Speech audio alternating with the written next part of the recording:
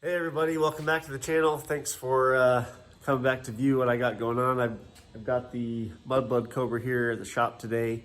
I kind of run out of things I can do at home with the resources that I have there. My welder's here, we've got saws, belt sanders. I mean, everything we need is here, and I got as far as I could on getting this turbo kit built up for the Mudblood Cobra here, doing this twin turbo conversion from, if you remember in some of my older videos, or if you've seen them, this was my old single on3 billet 94. That was kind of roughly where this one's sitting, a little bit lower, but if you watched my last video, obviously I'm converting to twins. Again, the theory we've discovered here is you can get away with running a lot more available turbo with quicker spool times with twins versus a big single. Through years of messing with that 94 that I had, I got it to the point where it spooled pretty decent, but I mean, who doesn't love twins? It just looks cool, especially when you got a mirror image like that. I mean, there's just nothing cooler than that, right? I want to try to make this work non-intercooled.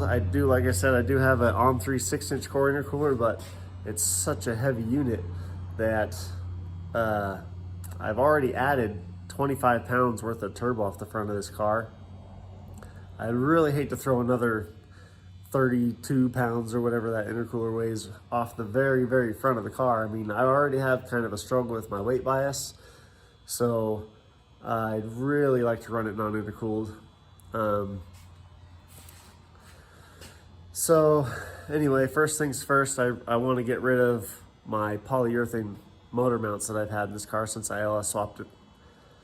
It's been like 7-8 years ago now, the first time I did all this. So I'd like to solid mount the motor to the car. It just, the power level I've been at, I really should have been solid for a while, but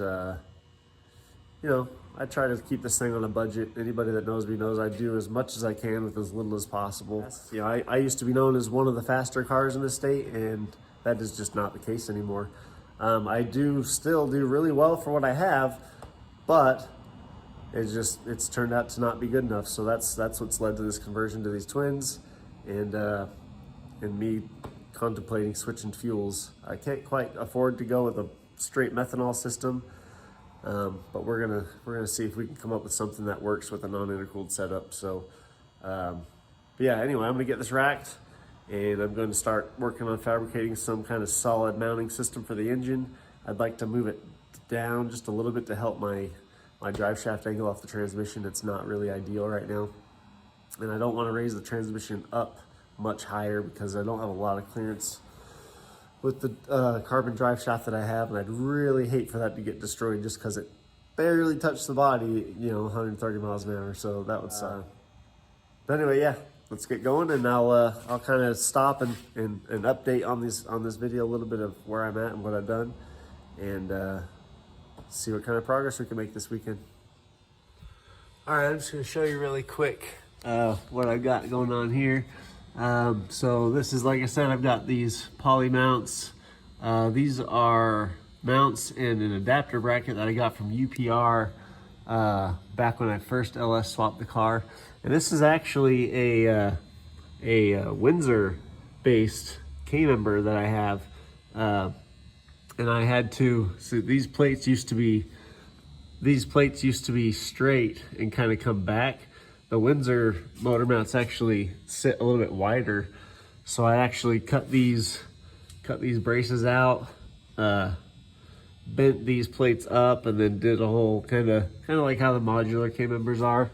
So I had to modify this just because, like I said, I try to do as much as I can with as little as possible. I didn't want to buy a new K-member. I put this K-member in when it was still a 302 Windsor based. The stock motor of this car was still in it. So what I would like to do is first of all, get rid of that heavy mount there with the poly in it, so I can solid mount this thing. Boy, that header barely clears there, doesn't it? Dang, that's close. I would love to do a motor plate setup at some point, but again, no time, and I'm not really interested in spending more money either. So we're gonna try to come up with something. I'll show you what I end up deciding. I'm gonna get this apart really quick, get some stands to hold everything in place, and then come up with a plan, and I'll share that with you once I do.